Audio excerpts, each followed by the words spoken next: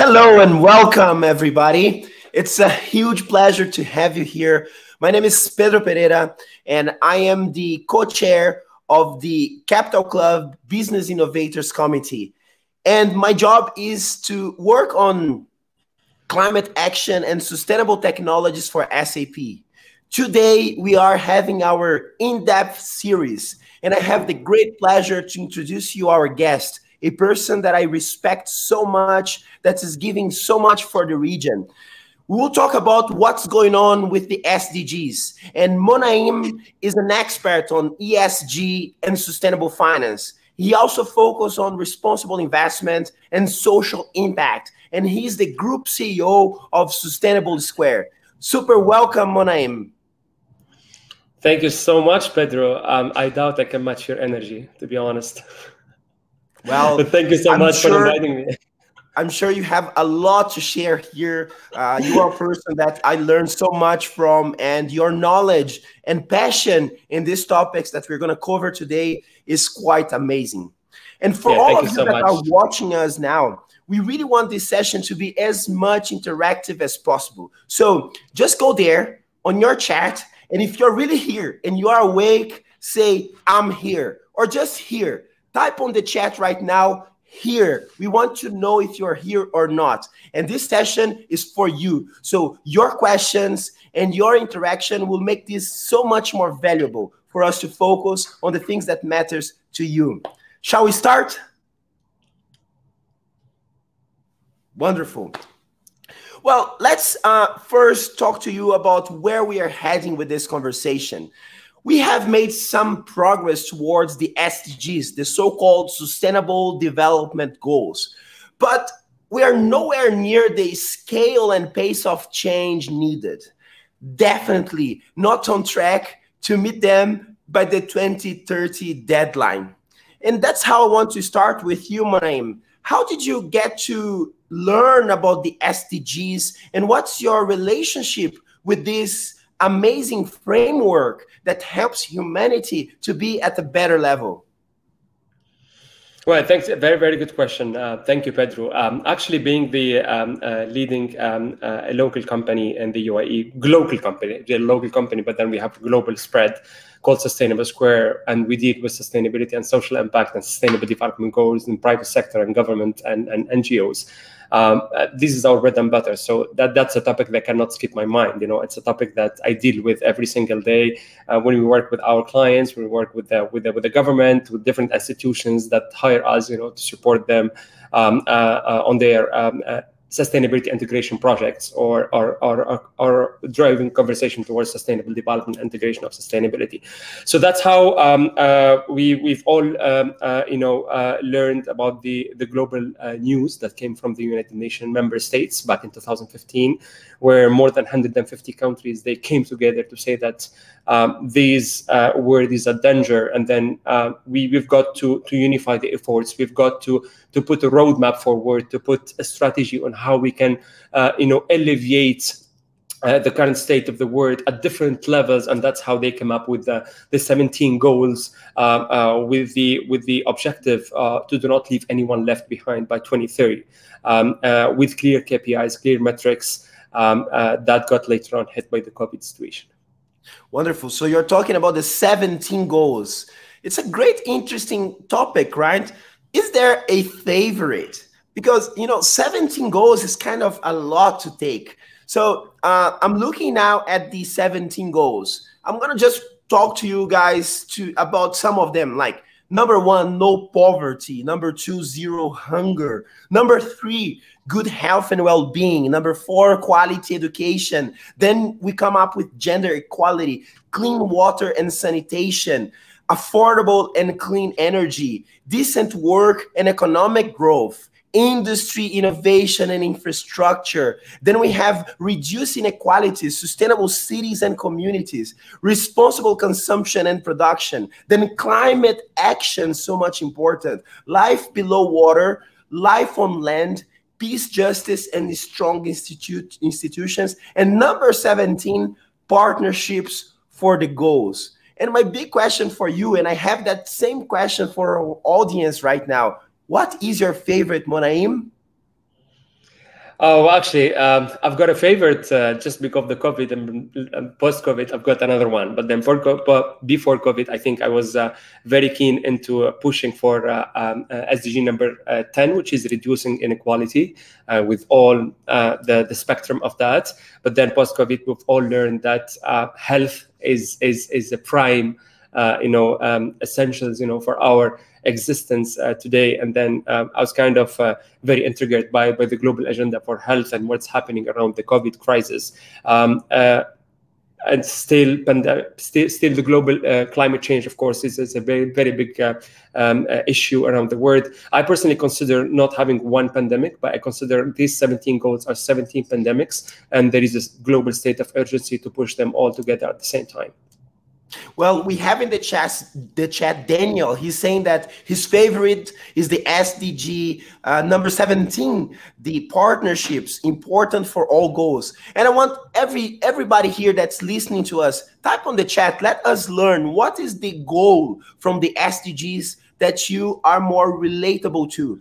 What is the one that touches your heart, that makes you feel like there is purpose for you in it? We want to learn from you, and we'll be commenting during this live. Just type on the chat. We want to learn your favorite SDG. Now, one important aspect of this conversation is actually talk more about in depth on the SDGs, and that it seems to have fallen through the crack in the sustainability agenda as ESG has grabbed the attention, right? So those SDG are still super relevant, especially for SMEs. So let's talk about SMEs, the small, medium businesses. Is this idea of sustainability only for big organizations, big corporations, or small, medium businesses can actually make a difference as well? Can you quickly comment on that, and then we deep dive on it?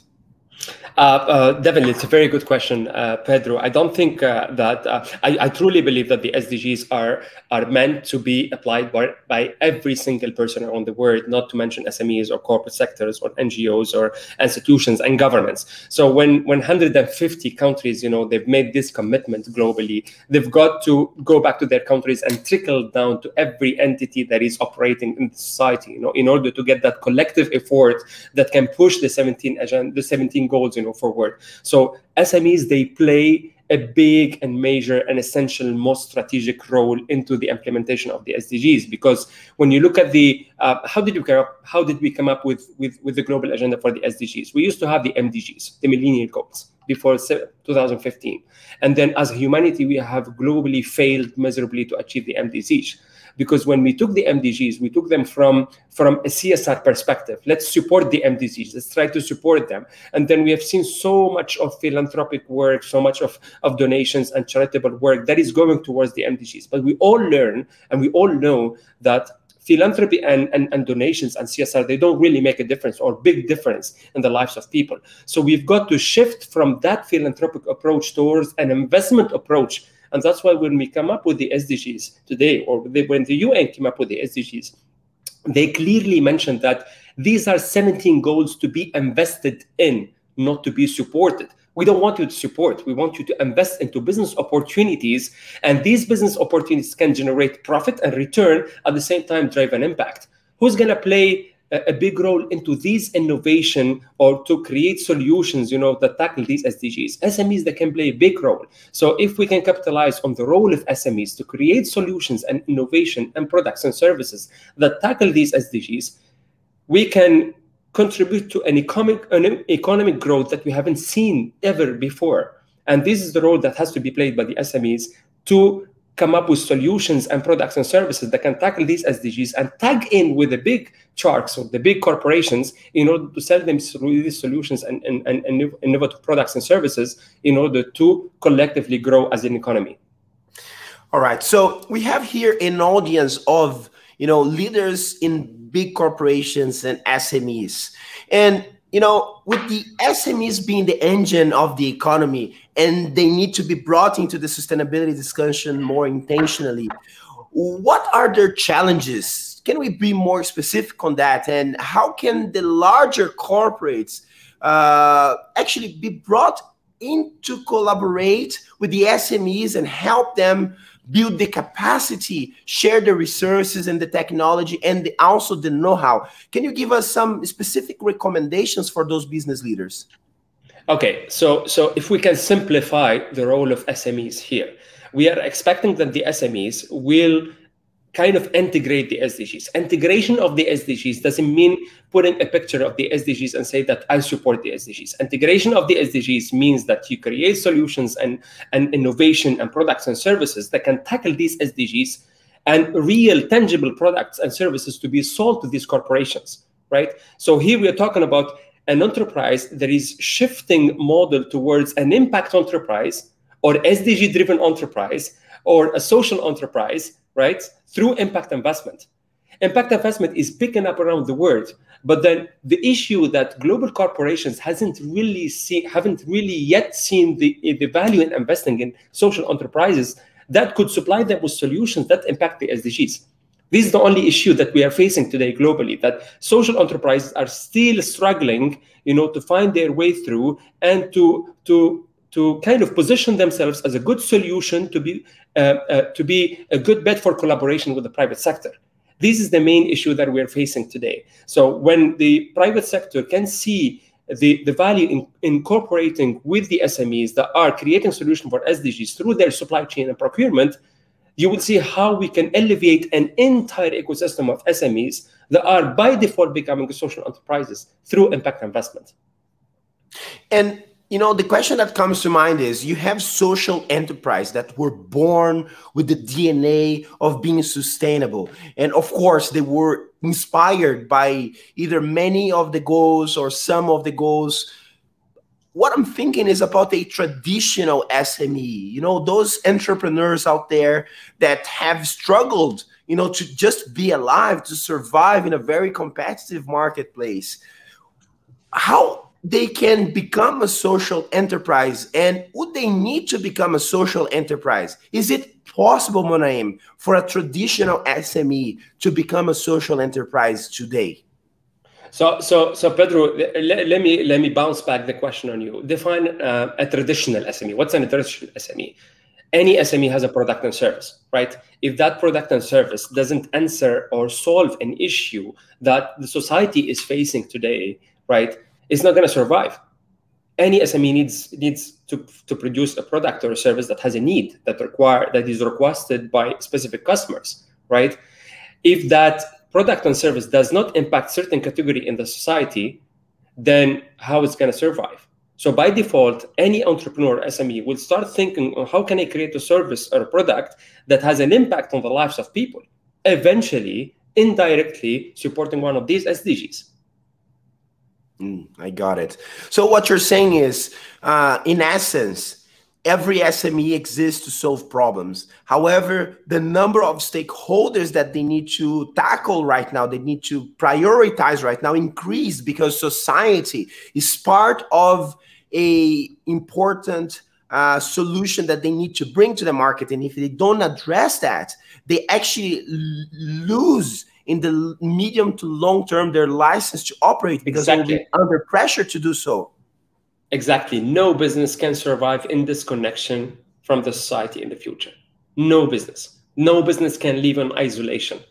They're all integrated. There is an inclusive society that we are trying to build, and everyone is interconnected with the other. So SMEs, they've got this pressure to make themselves relevant and material to wherever they exist.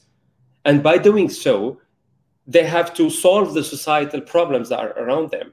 And thinking about these societal problems, indirectly connecting them with the SDGs. Absolutely amazing. Now, there is a delay in the SDG goals, and this is partly due to governments that are not pushing regulations and partly due to the big companies not collaborating with the SMEs as we discussed it right now. It would be good to learn about some successful effective collaboration, do you have an example of a collaboration between government and SMEs, or even a big corporate and SMEs to share with our audience? There were so many great initiatives that were kicked off before the pandemic. I always go back to the pandemic because it has, it changed too many models. It changed too many things, and it has, changed the priorities for the private sector. Before the pandemic, we were late. We were on track of the SDGs. Where I remember when the SDGs were inaugurated, private sector, they were they were like totally lost. They didn't know what to do, and the easiest solution for them is to put a picture of the SDGs and to say we are aligning with SDGs. Or for example, they're going to distribute food during Ramadan and we say we are supporting, SDG number 2, it's in zero hunger, which there is nothing connected to investing in the SDG here. So there was a lot of misunderstanding, and there was a lot of ambiguity on how can we support the SDGs here.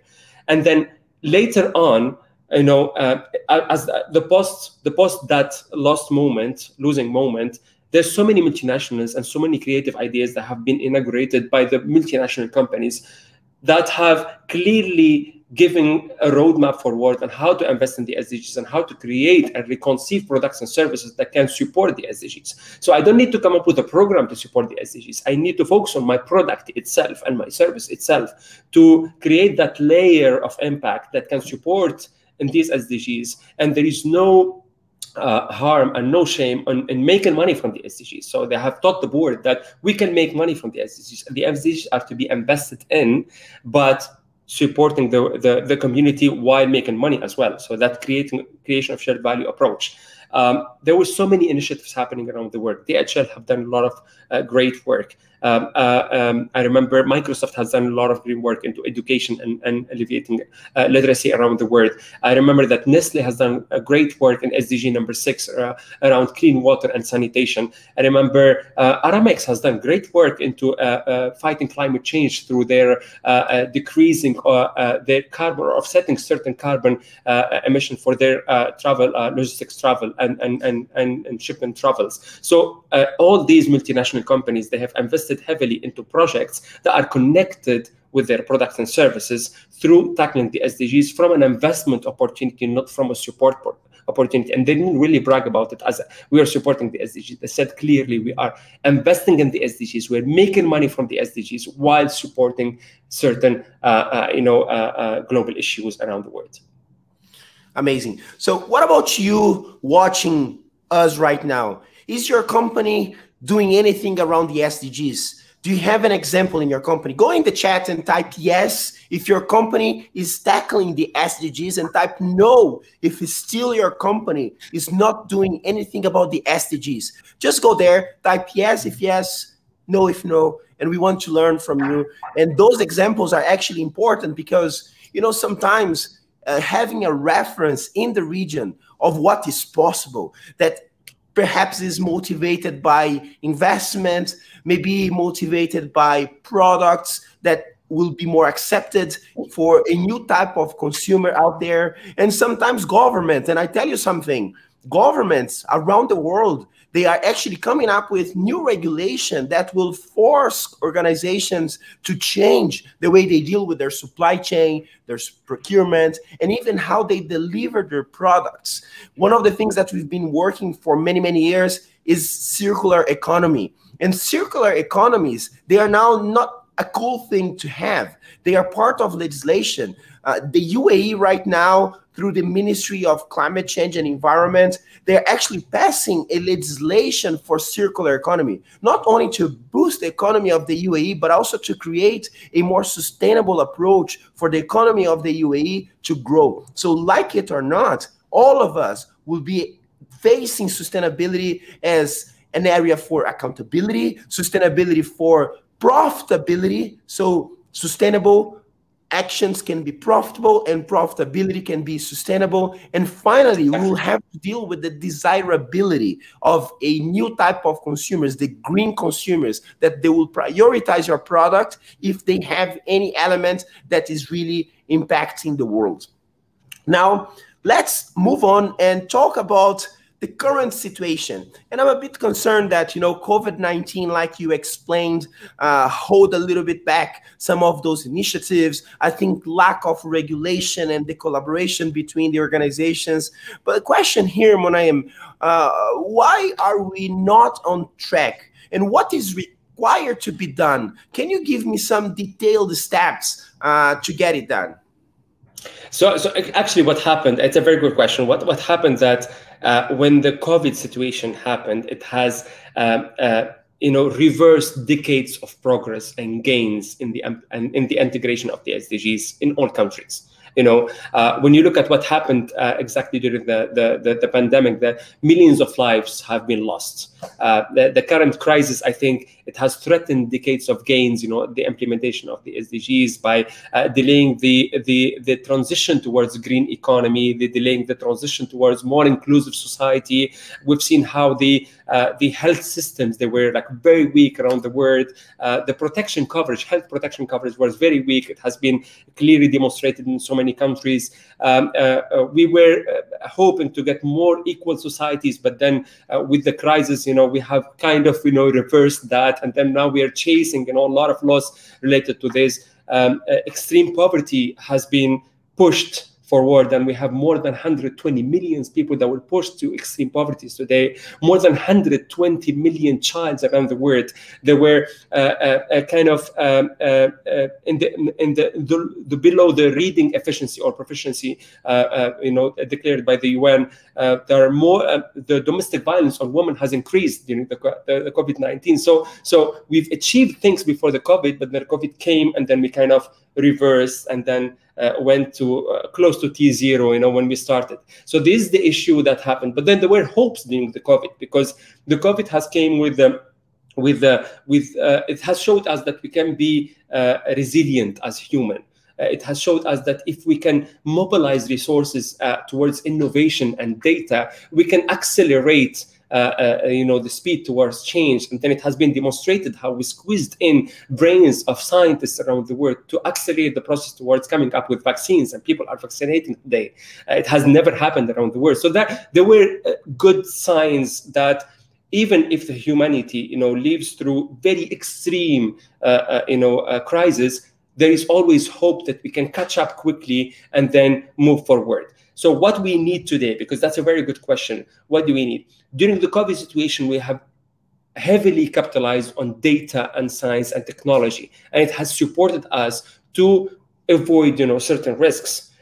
We have to continue doing that. We have to push, investment in technology and data, and especially data, because the more you have good data around the current situation, around these 17 pandemic or 17 SDGs, the more you're going to come up with innovative solutions that can eradicate and alleviate the issues around the world. What do we need more? We need unity and collaborations. We've seen how countries between themselves, when they collaborated around the issue of COVID, they could overcome certain risks, and that's by sharing data, sharing analysis. And that's exactly what we need. We need much more collaboration between government institutions, the private sector, the social enterprises, the non-governmental institutions. Every member of the society has to come together to come up with solutions for this. Because if anything happens, let's say in Japan, it affects me here when I'm in Dubai. It would affect my grandmother in Tunisia. So this is exactly what is happening around the world. So if we don't collaborate together towards coming up with good solutions toward these 17 pandemics, and I still call them 17 pandemics, we are gonna fail again as humanity. So what do we need to do today? The COVID has kind of shaked us a bit, but then we are still on track because we have a roadmap forward. Before we didn't have a roadmap. Today we have a roadmap forward. We kind of have a structured way forward. We just need to accelerate the speed of the uptake of the SDGs through investment approach, through a very solid investment approach, not support approach, not talk, not campaigns, enough campaigns. We need to invest and invest and invest. We need to deploy capital towards impact investment so we can come up with more solutions that tackle these SDGs. Very well said. And I think now it's important to understand the who's, right? Who needs to do what? The government, civil society, the private sector, NGOs. Can you explain a little bit of the persona? So like who is taking action? Who is responsible? Even in a company, is it a role in the company? Who is responsible for a sustainable future, Monaim? Everyone is responsible for this. Everyone. I think if I speak about the UAE here, the government has played a major role into pushing regulation. I know we are not that fast into doing so, but then we are moving slowly but surely towards coming up with good regulations that can push sustainable development around the community. One of the big regulations that happened this year, which is ESCA, or the Security and Commodities Authority, mandating ESG reporting or sustainability reporting for the private sector. So now we have more than 120 companies disclosing on their sustainability metrics on a yearly basis and mandated to do so. You have spoken about the circular economy agenda, or the new law that is coming around the circular economy, and that will push circularity and SDG number 12 during within the manufacturing and the industrial sector. And there's so many others, regulations happening around sustainable finance and impact investment and responsible investment. And these things, these initiatives are going to push everyone in the country, to kind of align with certain sustainability metrics, and are eventually or indirectly aligned with the SDGs. Well, we have a lot of comments in the chat. We have people still sharing what's their favorite SDG. Tamim is saying that is water related to the SDG. Nasser is talking about environmental protection. It's quite amazing. And thanks Arshad for saying this is a very informative session.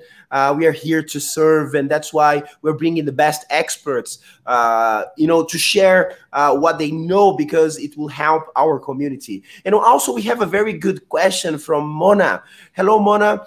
You're saying, with retrospective understanding, do you think if we had been on track with SDGs, we could have done better in dealing with the pandemic and its consequences? Of course, 100%. Very good question. Imagine that we were on track with, for example, investment or proper investment into SDG number 2, which is good health and well-being. Can we face a very weak health system and health protection and health coverage around the world? No. So if we were on track with the right approach to invest in the SDGs, we would have been in a better shape to face the COVID situation, because all what we need is much more resilient and stable world, with inequality, with hunger, with education, with climate change, with circularity, with life below water, life on the earth, all of these, and strong collaboration through SDG number 17, which is around partnerships and peace, 16 around peace, and 17 around partnerships. So had we been on track, we would have been in a better shape, but we learned so much. And I think the COVID is a good thing that happened to the humanity in order to shake us, so we can, be better prepared as a humanity to whatever is coming ahead of us. And it's very inspiring. Adishat is saying something very interesting here. In the IFC-based company, Greek Capital, they are actually committed to the UN Sustainable Development Goals on the 7, 9, 11, and 12. And it's a great inspiration that companies are embracing that. Thank you so much, Aditya, for sharing your case with our audience. And you see, based on the question from Muna, our session is getting so much better. So please share your questions. We are here now to talk about your questions, and we want to address the things that are important to you. So as we are talking now, please start sharing your questions. We'll answer all of them live for all of you here. As we wait for some additional questions, Munaim, I want to talk a little bit about the blocks. So what are the blocks? Can we now solve the problem? What are the blocks that we have to remove to solve the problem? So as blocks, you mean the hurdles, the obstacles. Exactly. Right? I see. The road towards sustainable development is a journey that you embark yourself in. It's a journey that you start. You kick off. At certain point with clear milestones to achieve. You cannot achieve everything in 1 year.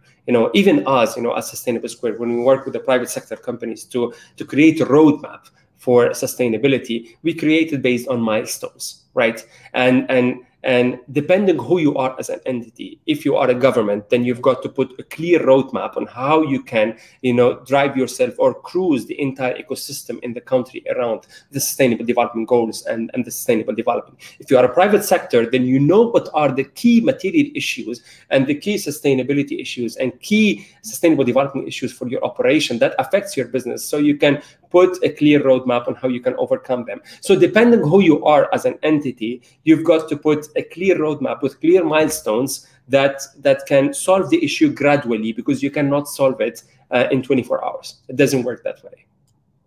Okay. And now can we talk about more examples?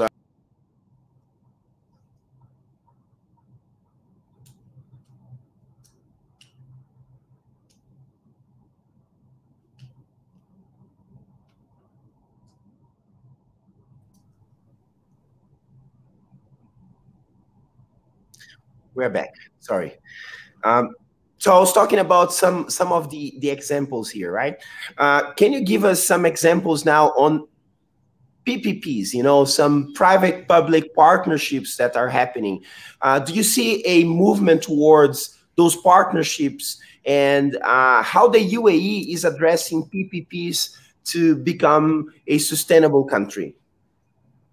Oh, there were good examples, that happened in the UAE here. I remember under the Dubai Chamber of Commerce, under the Dubai Chamber of Commerce, there were the responsible business, I think, department, or like a committee, where they have identified, 5 key areas around sustainability, and they engaged companies that are actively investing in these sustainability issues. And there is like an ongoing conversation and seminars and trainings and coaching sessions, that engages the private sector towards that are interested to certain topics. I remember some of the topics, there were circularity, social entrepreneurship, impacts on CSR. Other was around integration and reporting and disclosure on sustainability metrics. So that was a very good example of collaboration between a government entity, which is Dubai Chamber of Commerce, and the private sector and the practitioners around sustainability in town, to push knowledge and insights and learn from each others on how to implement these metrics within their corporations. So these things are happening, in different countries around the region, and then they can only push the conversation forward, and then by learning from each other on how we can accelerate the uptake of the SDGs. Well, there is a good question in the chat that is comparing ESG and SDG and talking about how companies can integrate. But, I would like to step back in this question and ask you, what is the difference between ESG, the environmental, social, and governance movement? Those are factors that are pushing a lot of investment and regulation, and also the SDGs. So what is the difference between both? So starting with the ESG, environmental, social, and governance. So basically, investors today are saying if a company is making money, doesn't mean the company is healthy. So classically or historically, investors have been choosing a proper investment after doing a legal due diligence, a financial due diligence. But then I've said, if a company is making money, it doesn't mean the company is healthy. So I have to look at the 180 degrees overlook of the company, and I have to look at the financial health of the company and the non-financial health of the company. The non-financial health or situation of a company is environmental, social, and governance. So I need to see whether the company is managing environmental resources in a proper way, whether the company respects certain social progress around employees' treatment and the community treatment, whether the company has a strong and robust governance system in place. So ESG, or environmental, social, and governance, is a metric or a set of metrics that shows you as an investor whether the company is healthy, non-financially healthy, or no. The SDGs are global commitments around the world that reflect the issues that are happening in the society, to see how we can integrate them in our business process and operation in order to make profit from them while impacting the society. So this is the difference between SDG and ESG. And what are the sectors that you see most relevant that must do action right now? For instance, I see an opportunity for retailers that could actually use the desire from people to be more sustainable in their lifestyle, and start offering products and services that fulfill that desire. We made a survey in Europe, and we learned that people are actually willing to pay a premium if the product or service is helping them to be living a more sustainable life. And also they want to be part of a community, right? There is this sense of community when it comes to sustainable future. So what are the sectors? Can you give me some examples of companies in different sectors that are taking advantage of the ESG sustainability to actually grow their business? All sectors are taking advantage of this ESG and sustainable development, advantage. Food and beverage, finance, manufacturing, industrial, insurance. Think about the insurance. The insurance, for example, let me give an example around the insurance industry, because it's very, it has been clearly reflected in the insurance industry before we even push the sustainability agenda. Think about it. The healthier the community, the insurance company make more money. The healthier the safer the roads, the insurance company make more money. The healthier the climate, the insurance company make more money. So by pushing climate change, road safety, and healthy community, you indirectly as an insurance company make money, which means there is a clear business case in implementing sustainability and ESG and sustainable development in the insurance industry. I took it as an example because it's very apparent. Sustainable finance today, there is an increasing demand for sustainable finance. There is an increasing demand for healthy lifestyle when it comes to the hotel sector and hospitality. There is increasing demand for using technology for a purpose. And you work with SAP, and you know how you can leverage technology for creating an impact in societies today, and how technology has played a major role into combating and overcoming the pandemic and the crisis that happened before. The shipment industry, around the pollution happening in the oceans. So every industry is concerned about a set of sustainability issues around them. And in order for them to sustain their operation in the future, they have to overcome their risks or these kind of risks that are affecting their businesses by conducting what we call a materiality process. And the materiality process defines for you what are the issues that your stakeholders are concerned about, and these issues that are affecting indirect or indirect way your business. So you can put them in a roadmap and then start investing into overcoming them. Well, but also let's put both of us on the spot a little bit. We are living in a country that is known for oil. And, we had a recent example in the Netherlands where the court has ruled against Shell because of their commitments to climate change. They actually were reducing, but not at the pace where the world would expect according to Paris Agreement. And we see this as a trend for several of the oil companies. So we're talking about all sectors, but what about the oil and gas industry? How do you see them practicing more sustainable activities and becoming fully sustainable going forward? First, my question is, do they have a choice?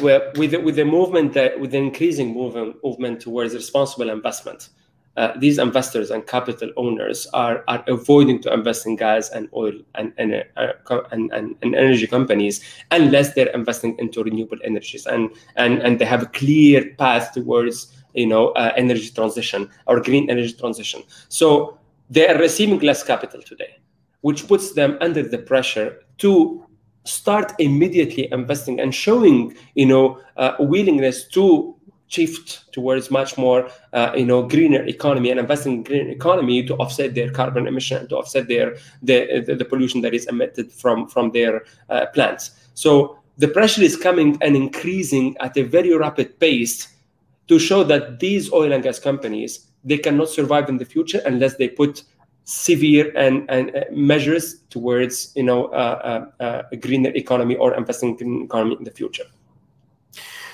Great, Monaim. And for everybody listening to us, you notice that our conversation went through SMEs, the role of SMEs to achieve the sustainable development goals, but also spoke about the government, the role of the government, and different sectors that are taking advantage of opportunities that the sustainable development will bring to the world. We spoke about business leaders that are actually being bombarded with regulation and new ways of actually doing their work. And we at Capital Club Dubai, we are very concerned and we are very focused in helping our business leaders community in the region and operate as the voice of business also in sustainability. And I'm very glad to announce here and right now that we're putting together the Sustainability Action Society, which is an amazing platform for people in the UAE and also abroad to connect and also to discuss about not only these issues that we spoke today, but many others that will come through in a platform where we will learn from each other, we will grow with each other, we'll have examples. So the Sustainability Action Society is for all of you that are practitioners, business leaders, chief sustainability officers, chief financial officers, all of you that need to not only learn the aspects of the theory behind ESGs and sustainability, but also the practice from your peers and the references in the region. So I want to leave here for all of you listening to this broadcast, a big invitation for you to join the Capital Club, very new child, which is the Sustainability Action Society. I'm sure the positive impact we will leave to the region will be great. And Monaim, you know you're part of it, and I thank you so much for your time. You've been always kind to share your experience, your knowledge, and your expertise here with us in person, and now also live on this broadcast. I want to thank you, and I would like to ask you to leave with our audience your final words and your final recommendations on, you know, everything that you believe is important going forward for a sustainable future. My final word first, thank you so much, Pedro, for having me here. My final word would be that the Agenda 2030 is our last chance to really, you know, save whatever is left from this world. I'm not a pessimist person. I'm very optimistic, you know, that if we unify efforts, if we can put together, you know, our hands towards collaborating to create innovative solutions that can accelerate the uptake of these SDGs, and we take them as urgent as the COVID, you know, pandemic, we can really, you know, come back on track quickly and then continue, you know, achieving the milestones that all our countries have set together back in 2015. So thank you so much for having me here. I'm happy to receive your questions through Twitter, through LinkedIn, through my email, and or through the new initiative that Capital Club Dubai has initiated. I'll be there involved in the discussion and looking forward to seeing you all. Wonderful. And for all of you watching us, thank you so much for your time. Please don't forget to connect with Mona and myself. We are here to serve the community and all of you. Thank you so much. And we'll see you next time in another in-depth conversation series broadcasted live to all of you that are really looking forward to grow together. Thank you, and we'll see you next time. Thank you.